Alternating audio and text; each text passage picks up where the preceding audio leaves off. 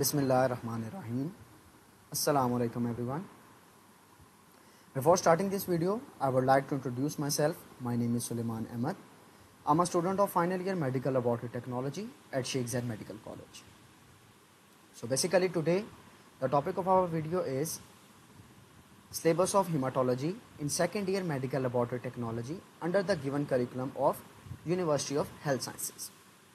So basically आज का topic और आज की वीडियो ज़्यादा इम्पोर्टेंट इसलिए है कि हमने जो प्रिपरेशन करनी है अपनी हीमाटोलॉजी की सेकेंड ईयर एमएलटी में, उसके बारे में हमें पता हो कि यार हमने अपना स्टार्ट कहाँ से लेना है, हम अपना एंड कहाँ पर करेंगे, और इस स्टार्ट और एंड के दरमियान में जो सारी की सारी चीज़ें हैं वो कैसे करनी है, कहाँ से करनी है, किस तरीके से करनी है, हमारा इनपुट क्या होगा, हमारा आउटपुट क्या होगा, और फिर उसके बाद हमारे एक्सपेक्टेड रिजल्ट्स क्या होंगे। ये सारी वो चीज़ें हैं जो एक प्लानिंग के तहत चलती हैं। हमारे जहन में हमें पूरा प्लान डेवलप करते हैं कि हाँ यार, अब से कुछ टाइम के बाद हमारा यूएचएस के अंडर एमएलटी का पेपर होने लगा है, हीमाटोलॉजी और ब्लड बैंक का। अब मैं उसकी प्रिपरेशन स्टार्ट करने जा रहा हूँ। सो प्रिपरेशन स्टार्ट करने से पहले जब एक प्रॉपर प्लान आपके पास होता है और आपको सारी चीज़ों का पता होता है कि यार मैं कहाँ जा रहा हूँ, मैंने कहाँ पर पहुँचना है और मेरी क्या डेस्टिनेशन है, तो हम ज़्यादा बेहतर तरीके से अपनी चीज़ों को एग्जीक्यूट कर पाते हैं। बजाय इसके कि अगर एक स्टूडेंट को कह दिया जाए कि जी ये आपकी बुक है, ये पहला पेज है और ये आखिरी पेज है, इसको स्टार्ट कर लें पहले पेज से और आखिरी पेज तक तैयारी करते जाएं और उसके बाद चले जाएं पेपर। सेम यही डिफरेंस आता है आपकी हार्ड वर्किंग और आपकी स्मार्ट वर्किंग। स्मार्ट वर्किंग में एक प्रॉपर प्लान डेवलप किया जाता है, स्टेप बाय स्टेप चीज़ों को कवर किया जाता है। पता होता है पहले स्टेप से लेकर लास्ट स्टेप तक कि मैं पहला स्टेप जो ले रहा हूँ इसका पर्पस क्या है, इसके बाद क्या होगा, उसके बाद क्या होगा, और जब एंड तक पहुँच जाऊँगा तो क्या कुछ कर चुका हूँगा। बजाय इसके कि एक स्टूडेंट कहे कि हाँ जी ये पहला पेज है, चलें जी हीमाटोलॉजी स्टार्ट हो गई, अब उसको कुछ नहीं पता अब आगे क्या होने वाला है, मैं अभी क्या कर रहा हूँ और मैं पीछे क्या कर चुका हूँ। सो इसलिए सबसे पहली चीज़ तो ये हमारे माइंड में क्लियर होना चाहिए कि यार अब हम करने क्या लगे हैं, हमारा बेसिकली हमारी डेस्टिनेशन क्या है, हमने जाना कहाँ पर है। सो इस हवाले से आज की वीडियो है कि हम उसमें कंप्लीट अपनी डिस्कशन करेंगे अपने करिकुलम के अंदर कि हमारे हीमाटोलॉजी में क्या क्या चीज़ें गिवन हैं, हमने उन चीज़ों को कहाँ से करना है, किस तरीके से करना है, और कुछ ना कुछ हम उसमें अपना एक्सपीरियंस भी आप लोगों के साथ शेयर करेंगे ताकि आप लोगों को ज़्यादा हेल्प हो सके। सो मूविंग फॉरवर्ड अपने टॉपिक से पहले, क्योंकि अभी बहुत सारे स्टूडेंट्स ऐसे हैं हमारे कुछ जूनियर्स शेख ज़ैद से और बाकी मेडिकल कॉलेजेस से जो कि लास्ट 2 to 3 ईयर से हमारे ऑनलाइन प्लेटफॉर्म के साथ अटैच हैं, और कुछ स्टूडेंट्स अभी न्यू हैं क्योंकि इस दफ़ा फ़र्स्ट टाइम है कि हम यूट्यूब पर अपने ऑनलाइन लेक्चर्स की एक्सेस दे रहे हैं।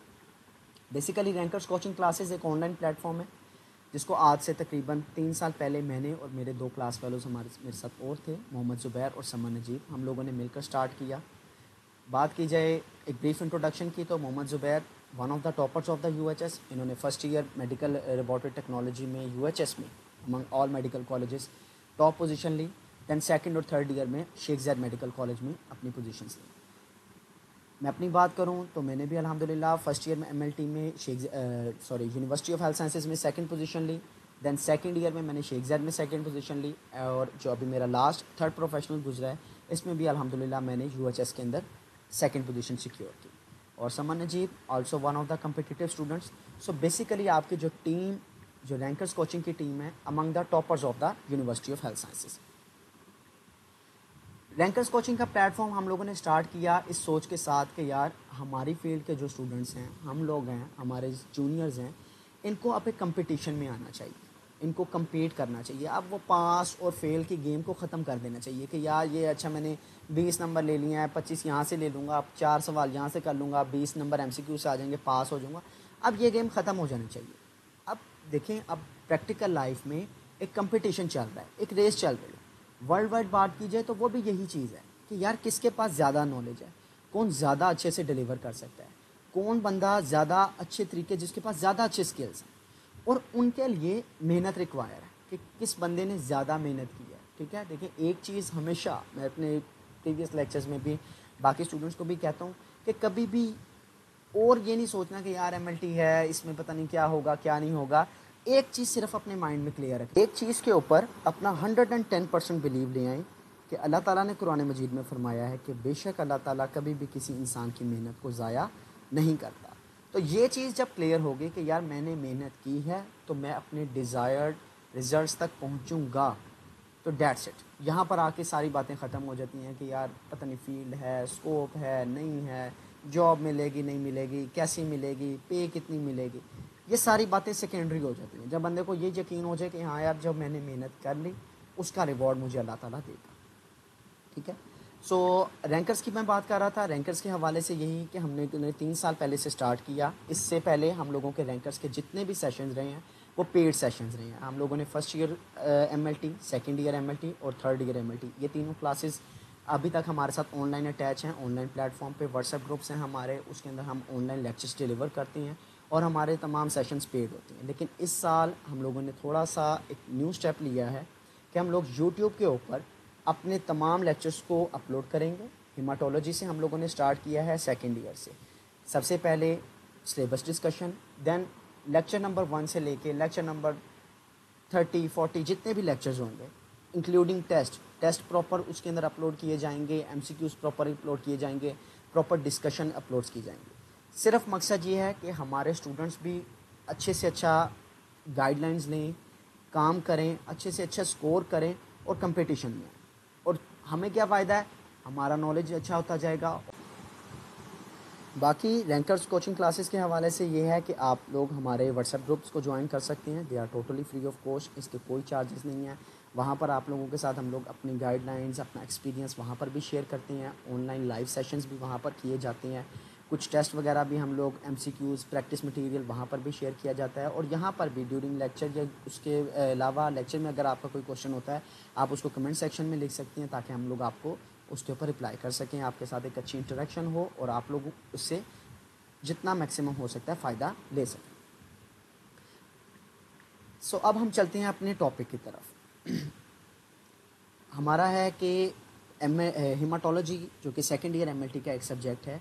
सबसे पहले हम देखते हैं उसकी पेपर स्कीम क्या है। सो बेसिकली हिमाटोलॉजी और ब्लड बैंक का आपका एक पेपर होगा, थ्योरी का एक पेपर होगा और उसके बाद प्रैक्टिकल होगा। अभी जो बेसिकली हम अपना मेन हमारा फोकस रहेगा वो हमारा थ्योरी के ऊपर रहेगा और हिमाटोलॉजी के ऊपर रहेगा। आज की वीडियो हिमाटोलॉजी पे होगी, इसके बाद इंशाल्लाह दूसरी वीडियो जो आएगी वो ब्लड बैंक पर। सो बेसिकली आपके पास टोटल 100 मार्क्स का पेपर होगा जिसके अंदर आपके थ्योरी के मार्क्स 90 होंगे और इंटरनल असेसमेंट के 10 मार्क्स होंगे। इंटरनल असेसमेंट के 10 मार्क्स आपकी यूनिवर्सिटी लगा कर भेजेगी। आपका जो सेंड एप्स एग्ज़ाम होंगे उनकी बेसिस के ऊपर या आपकी अटेंडेंस की बेसिस के ऊपर, और 90 मार्क्स का पेपर आपको थ्योरी का आएगा। इसमें से 45 मार्क्स के आपको MCQs आएंगे और 45 मार्क्स के आपको शॉर्ट क्वेश्चंस आएंगे। 45 मार्क्स के आपके MCQs हो गए और बाकी 45। 5 नंबर का एक सवाल होता है शॉर्ट क्वेश्चन का। इस तरह आपके टोटल 9 सवाल बनते हैं शॉर्ट क्वेश्चंस के। इन 9 सवालों में आपके टोटल 7 सवाल जो होते हैं वो हिमाटोलॉजी से आते हैं और 2 सवाल जो होते हैं वो ब्लड बैंकिंग से आते हैं। ठीक है, इसलिए आपका मेजर जो 70% पोर्शन है वो आपकी हिमाटोलॉजी कवर करती है। और सिमिलरली आपके MCQs में भी 70% आपके जो MCQs होते हैं 35 MCQs, 32 MCQs वो आपके हिमाटोलॉजी से आते हैं और बाकी 10 to 15 MCQs आपके ब्लड बैंक से होते हैं। सिमिलरली बाकी आप देखें तो प्रैक्टिकल में भी आपके 90 मार्क्स प्रैक्टिकल के होंगे और इंटरनल असेसमेंट के 10 मार्क्स, तो टोटल 200 मार्क्स का आपका होगा और पासिंग परसेंटेज आपकी 50 है। ठीक है, यानी कि 100 में से 50 वाला पास होगा। अच्छा, यहाँ पर मैं ये क्लियर कर दूँ कि आपने थ्योरी में 100 में से 50 अलग लेने हैं, प्रैक्टिकल में 100 में से 50 अलग लेने हैं। ठीक है, यानी कि ओवरऑल 200 में से 100 से ऊपर कम से कम मार्क्स आपके होने चाहिए। ठीक है, और ये थ्योरी के 90 मार्क्स आपके ओवरऑल गिने जाते हैं। फॉर एग्जांपल आपके MCQs में आपके हैं जी 25 और बाकी आके जो हैं वो उसमें से SCQs में से 25 हैं, तो ये कुल मिला के आपके 50 मार्क्स हो जाएंगे, तो 50 पे आप पास हो जाएंगे। एक और चीज़ जो आपने यहाँ पर अपने जेहन में रखनी है वो ये कि 90 में से 50% को देखा जाए तो 90 में से 50% का मतलब है 45 मार्क्स, और फिर इंटरनल असेसमेंट के नंबर लगते हैं। तो अगर आपके 90 में से 45 ना होए, अगर आपके 90 में से होए 43 या 42, तो आपके इंटरनल असेसमेंट के मार्क्स नहीं लगेंगे और आप फेल डिक्लेयर किए जाओगे। ठीक है, बहुत सारे बच्चों का ये क्वेश्चन होता है कि भाई अगर 90 में से मेरे 44 हैं और इंटरनल असेसमेंट के मेरे 10 में से 8 नंबर हैं, तो ये तो टोटल बन गए 52, तो क्या इसका मतलब मैं पास हूँ? नहीं, पास नहीं है, आपको मिनिमम 90 में से 45-46 मार्क्स स्कोर करने पड़ेंगे, फिर आपके असेसमेंट के मार्क्स ऐड होंगे, वो आपके 4 हो, 5 हो, 6 हो, 10 हो, जितने भी हो, फिर वो मार्क्स ऐड किए जाते हैं। अदरवाइज अगर आप 45 से एक नंबर भी पीछे हैं, 44 पर हैं, तो आपका असेसमेंट के मार्क्स ऐड नहीं किए जाएंगे and you will be declared as failed. ठीक है, सो अब क्लियर हो गया आप लोगों को कि आप लोगों के 45 मार्क्स के एमसीक्यूज, 45 के शॉर्ट क्वेश्चंस, उनमें से 7 सवाल हीमाटोलॉजी के, 2 सवाल आपके ब्लड बैंकिंग के, और मिनिमम 50% मार्क्स आपके रिक्वायर हैं आपको पासिंग के लिए। ओके जी, अब नेक्स्ट हम अपने सिलेबस को डिस्कस करेंगे। तो सिलेबस डिस्कशन में हमारे पास 2 पॉइंट्स हैं, 2 चीज़ों के हवाले से मैं सिलेबस आपके साथ डिस्कस करूंगा। एक मैं आपके साथ सिलेबस कंप्लीट डिस्कस करूंगा जो कि यूएचएस के गिवन करिकुलम में है, जो यूनिवर्सिटी ऑफ हेल्थ साइंसेज ने हमें करिकुलम दिया हुआ है कि ये बीएसएमएलटी का करिकुलम है, यहाँ से आप अपनी सारी चीज़ों को देख सकते हैं। तो हम पहले वहाँ से सारी चीज़ें डिस्कस करेंगे और उसके बाद मैं आपको सिंप्लीफाइड और बिल्कुल स्ट्रेट फॉरवर्ड आपको बताऊंगा कि उस पूरे करिकुलम में लिखा क्या हुआ है, क्या करना है, कहाँ से करना है और किस तरीके से करना है। ठीक है, ताकि आपको दोनों चीज़ें क्लियर हो कि हाँ यार मैं यूएचएस के अकॉर्डिंग ही तैयारी कर रहा हूँ, लेकिन उसको सिंप्लीफाई फॉर्म में करके एक स्मार्ट वर्किंग के थ्रू मैं उस चीज़ को लेकर चल रहा हूँ, ताकि मेरी सारी चीज़ें ईजीली टू द पॉइंट और स्टेप बाय स्टेप होती जाए। ठीक है, अब हम देखते हैं अपने यूएचएस के करिकुलम। सो बेसिकली ये है हमारे पास यूएचएस का गिवन करिकुलम, जिसमें सारी की सारी डिटेल्स मेंशन हैं। तो यहाँ से हम इसको देखते हैं। सबसे पहले पॉइंट ए पर मेंशन है orientation and introduction to the study of haematology. Haematology की बेसिक स्टडी हम लोग देखेंगे। देन उसके बाद है जी हमारे पास origin and development of the blood cells, maturation of the erythrocytes and erythrocytes count. Blood cells जितनी हैं हमारे पास, red blood cells, white blood cells, platelets, उन सब की डेवलपमेंट और उन सब की मैच्योरेशन, जिस तरह सीरीज़ में उनकी फॉर्मेशन होती है, किस तरीके से हमारे पास इरिथ्रोपोइसिस होती है, माइलोपोइसिस होती है, प्लेटलेट्स की फॉर्मेशन है, उन सारी चीज़ों को। हीमोग्लोबिन है, हिमेटोक्रिट है, एरिथ्रोसाइट सेडिमेंटेशन रेट है। अभी इनकी नीचे डिटेल्स मैक्सिमम आएंगी, यहाँ पर सिर्फ टॉपिक्स के नेम मेंशन है शुरू में, पॉइंट डी पर। देन है जी पॉइंट ई पर maturation of the leucocytes and leucocytes count, maturation of the thrombocytes, preparation of the blood smear and differential blood count, total eosinophil count and cerebrospinal fluid count, pathology of the erythrocytic series including abnormal hemoglobin syndromes and indices, retics count, hemostasis and blood coagulation, laboratory diagnosis of the coagulation defects, special stains in the hematology, LA phenomena and continuation of the bone marrow studies। So ये basically एक general outline है। अब उस outline के आगे क्या क्या steps हैं और क्या क्या चीज़ें हमने वो देखी। तो हम स्टार्ट करेंगे अपना सबसे पहले इंट्रोडक्शन ऑफ हीमाटोलॉजी से। इंट्रोडक्शन ऑफ हीमाटोलॉजी में हम देखेंगे review of the vascular system, जो ब्लड वेसल सिस्टम हम लोगों ने फर्स्ट ईयर फिजियोलॉजी में पढ़ा, उसकी डिटेल्स थोड़ी सी देखेंगे। एंड ब्लड कॉन्स्टिट्यूएंट्स, ब्लड के कौन कौन से कॉन्स्टिट्यूएंट्स हैं, methods of securing blood and methods of securing bone marrow. Then जो बात मैंने आपके साथ पहले की कि किस तरीके से ब्लड की फॉर्मेशन होती है, हम वहाँ से बिल्कुल बेसिक लेवल से स्टार्ट करेंगे। ब्लड फॉर्मेशन इंट्रायूट्राइन लाइफ में और एक्स्ट्रा यूट्राइन लाइफ में, कहाँ पर ब्लड की फॉर्मेशन हो रही है। इंट्रायूट्राइन है तो कहाँ से ब्लड सेल्स फॉर्मेशन हो रहे हैं, एक्स्ट्रा यूट्राइन है तो बोन मैरो में बन रहे हैं, बोन मैरो में कहाँ से आ रहे हैं, कौन से सेल्स हैं, उन सब की नॉर्मल फिजियोलॉजी पढ़ेंगे, उन सब की फॉर्मेशन के सारे स्टेप्स पढ़ेंगे, ब्लास्ट सेल्स की स्टेजेस से लेकर मेच्योर सेल की स्टेजेस तक। देन फैक्टर्स देखेंगे which governs haematopoiesis, principles of the normal cell maturation, erythrocytes, red blood cells की नॉर्मल डेफिनेशन, कैसे मैच्योरेशन हो रही है, और factor requires for the erythropoiesis. Erythropoiesis means formation of the red blood cells, उनको देखेंगे। Enumeration of the erythrocytes, erythrocytes के बारे में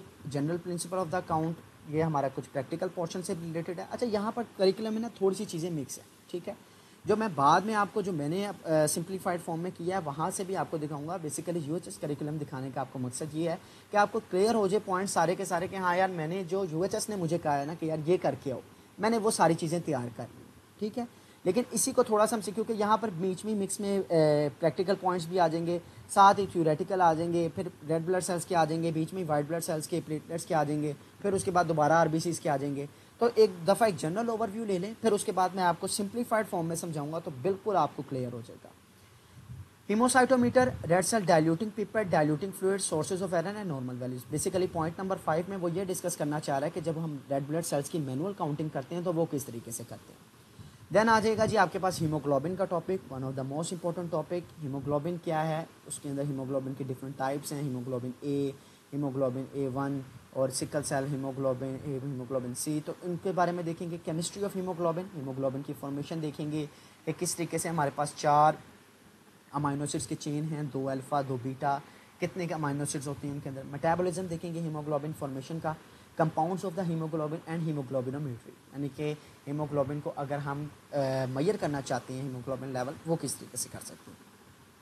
हेमाटोक्रेट आप सबको पता है, पैक सेल वॉल्यूम को कहते हैं। हेमाटोक्रेट की definition and principle of the test procedures आप सबको पता है कि 2 टेस्ट प्रोसीजर्स बेसिकली होती हैं, एक माइक्रो मेथड यूज़ किया जाता है, एक मैक्रो मेथड्स। उनके क्या सोर्सेज ऑफ एरर हैं, उनके प्रोसीजर्स क्या हैं, नॉर्मल वैल्यूज़ क्या हैं, एबनॉर्मल फाइंडिंग्स आएँ तो उनकी इंटरप्रिटेशंस क्या हैं, और क्या रिलेशन है हीमोग्लोबिन, हेमाटोक्रेट और एरिथ्रोसाइट का। यहाँ पर एक बड़ा ही कॉमन फार्मूला, एक बड़ा ही कॉमन रूल लगता होता है जिसको कहा जाता है रूल ऑफ 3। आप उसको भी डिस्कस पढ़ेंगे आगे चल के कि किस तरीके से आरबीसीज को मल्टीप्लाई किया जाए 3 के साथ, तो वो गिवन वैल्यू आपके पास एक रफली एस्टिमेट आता है हीमोग्लोबिन का, और हीमोग्लोबिन को 3 से मल्टीप्लाई किया जाए तो आपके पास एक रफली वैल्यू आ जाती है हेमाटोक्रेट की। एनीवेज ये सारी डिटेल्स और डिस्कशन, अभी तो मैं सिर्फ नाम ले रहा हूँ क्योंकि हम वीडियो ज़्यादा लंबी कर नहीं सकते, लेकिन जब हम इन टॉपिक्स को डिस्कस करेंगे तो वहाँ पर ईच एंड एवरी डिटेल आपके साथ डिस्कस की जाएगी। देन है जी ESR, इरिथ्रोसाइट सेडिमेंटेशन रेट। इसके अंदर भी प्रिंसिपल देखेंगे, मेथड देखेंगे, sources of errors, normal values and significance of the abnormal values. तो बेसिकली ये कुछ प्रैक्टिकल पॉइंट्स हैं जो कि आज चल रहे हैं। देन हम ल्यूकोसाइट्स पर आ जाएंगे। ल्यूकोसाइट्स की नॉर्मल फिजियोलॉजी देखेंगे, डेफिनेशन और origin and function and biological properties. Similarly जिस तरह हमने रेड ब्लड सेल्स की बात की कि रेड ब्लड सेल्स की फॉर्मेशन, जैसे रेड ब्लड सेल्स की फॉर्मेशन की हमने बात की, बिल्कुल इसी तरीके से हम ग्रैन्युलोसिटिक यानी कि माइलोपोइसिस की बात करेंगे। उसमें ग्रैन्युलोसाइट्स की फॉर्मेशन कैसे हो रही है, लिम्फोसाइट्स की फॉर्मेशन कैसे हो रही है, maturation of lymphocytic series, maturation of the monocytic series and enumeration of the leucocytes. फिर बिल्कुल जिस तरह हमने रेड ब्लड सेल काउंट किया, सेम हम वाइट ब्लड सेल्स का भी काउंट करेंगे। देन हम बात करते हैं जी अपने प्लेटलेट्स की, मैचुरेशन ऑफ द थ्रोम्बोसाइट्स, कैसे थ्रोम्बोसाइट्स मैच्योर होंगे, preparation of the blood smear, smear कैसे बनती हैं। वंस अगेन देखिए यहाँ पर पहला पॉइंट है आपका ये मैचुरेशन ऑफ द थ्रोम्बोसाइट्स, ये आपका आ जाएगा theoretical point of view. Then फ़ौरन ये अगले पॉइंट पे करिकुलम में मेंशन हो गया आपका प्रैक्टिकल पॉइंट ऑफ व्यू, ठीक है, कि स्मीयर, ब्लड स्मीयर कैसे बनाएंगे, उसकी फिक्सेशन कैसे करेंगे, स्टेनिंग कैसे करेंगे, राइट्स मेथड का यहाँ पर मेंशन है, एग्जामिनेशन कैसे करेंगे स्टेन का, जो स्टेन स्मीयर है उसका, डीएलसी का कैसे देखेंगे, डीएलसी की स्लाइड कैसे देखेंगे, ऑब्जर्वेशन इरिथ्रोसाइट्स को कैसे देखेंगे, प्लेटलेट्स एस्टिमेशन कैसे करेंगे, टैबुलेशन जो बेसिकली ल्यूकोसाइट काउंट होता है न्यूबॉर्न चैम्बर के ऊपर, उसको किस तरीके से करेंगे, और आर्नथ काउंट के बारे में। Total eosinophil count and CSF count, इसको भी बिल्कुल इसी तरीके से ये सारे पॉइंट्स यहाँ पर मेंशन है कि पहले हम उनकी नॉर्मल फिजियोलॉजी देखेंगे, इयोसिनोफिल्स की, सीएसएफ की, उसमें फिर नॉर्मल सेल काउंट देखेंगे कितना होता है, फिर हम उसके बाद उसका प्रोसीजर, सोर्सेज और कैसे हमने कलेक्शन लेनी है सीएसएफ की, लंबर पंक्चर, लेबोरेटरी स्टडीज़ को देखेंगे, necessity of maintaining sterility, necessity of immediate examination, gross observation, ये सारे के सारे टॉपिक्स अभी हम लोग अपनी इन चीज़ों में अपने जो नेक्स्ट लेक्चर्स होंगे हमारे उनमें हम देखेंगे। देन आ जाता है जी, यहाँ से आपकी स्टार्ट हो जाती है pathology, pathology of the erythrocytic series. इसके अंदर आपके आ जाती हैं मोस्ट कॉमन टॉपिक्स जो आपके हैं वो हैं एनीमिया के, ठीक है। हीमोग्लोबिन सिंड्रोम्स भी हैं आपके पास, ठीक है। सबसे पहले देखेंगे brief review of the maturation, यहाँ पर आके दोबारा से एक रिव्यू लेंगे इंडिसेस के बारे में, abnormalities on shapes, abnormalities on inclusion, most common सवाल जो कि बहुत दफ़ा रिपीट किया गया है पास्ट पेपर्स में भी इंक्लूजन्स के हवाले से, आरबीसी रेड ब्लड सेल्स की इंक्लूजन। देन आपके टॉपिक आ जाते हैं एनीमियास के, iron deficiency anaemia, megaloblastic, sideroblastic, sickle cell anaemia, और इसी में आपकी हीमोग्लोबिन डिजीज़ भी आ जाती हैं, थैलासीमिया आ जाती है, सिकल सेल आ जाती है। देन नेक्स्ट है जी आपके पास टॉपिक रेटिक्स काउंट का, कैसे हमने रेटिक्स का स्मीयर बनाना है, अडल्ट वैल्यूज़ के, अडल्ट में उसकी नॉर्मल वैल्यू क्या होंगी, इन्फेंट्स में क्या होंगी, और सोर्सेज ऑफ एरर क्या हो सकती हैं, मीन्स ऑफ डेमोन्स्ट्रेटिंग रेटिकुलोसाइट्स, और प्रिंसिपल क्या है स्टेनिंग का। एक कॉमन टेस्ट आपका आरबीसीज की फ्रिजिलिटी से है कि किस तरीके से हम रेड ब्लड सेल्स का ऑस्मोटिक फ्रिजिलिटी टेस्ट, कि रेड ब्लड सेल्स के ऊपर उनके सराउंडिंग इन्वायरमेंट का क्या इफेक्ट होता है। अगर हाइपरटोनिक हो तो तब रेड ब्लड सेल्स क्या बिहेवियर शो करेंगे, हाइपोटोनिक हो तो तब रेड ब्लड सेल्स क्या बिहेवियर शो करेंगे, और आइसोटोनिक में क्या शो करेंगे। सिकल सेल स्टडीज़ है, सिकल सेल के लिए टेस्ट करती हैं, सोडियम मेटाबाइसल्फाइड टेस्ट है, sealed whole blood method test है, इनके प्रोसीजर्स को डिटेल में देखेंगे। नेक्स्ट है जी हमारे पास थ्रोम्बोसाइटोसिस, थ्रोम्बोसाइट्स में हम फिर वंस अगेन उसकी नॉर्मल फिजियोलॉजी की बात करेंगे, हीमोस्टासिस को डिटेल में डिस्कस करेंगे कि किस तरीके से ब्लड में नॉर्मल हीमोस्टासिस का जो फंक्शन है वो परफॉर्म किया जाता है, ब्लड को स्टॉप कैसे किया जाता है, क्या हेमरेज क्या होता है, हीमोस्टासिस क्या होता है। देन हमारा कुछ एक्स्ट्रा टॉपिक्स हैं, स्पेशल स्टेन्स इन द हीमाटोलॉजी, जिसके अंदर पर ऑक्सीडेज स्टेन है, सूडान ब्लैक भी है, टैस है, फिल्जन रिएक्शंस है, उसके अलावा अल्कलाइन फॉस्फेटेज है, जिम्जा है और पर्शियन ब्लू। ये सारे के सारे स्टेन्स हम लोग डिस्कस करेंगे लेक्चर्स के अंदर कि इनके प्रिंसिपल्स क्या हैं, इनके प्रोसीजर्स क्या हैं और उनके इंटरप्रिटेशंस क्या हैं।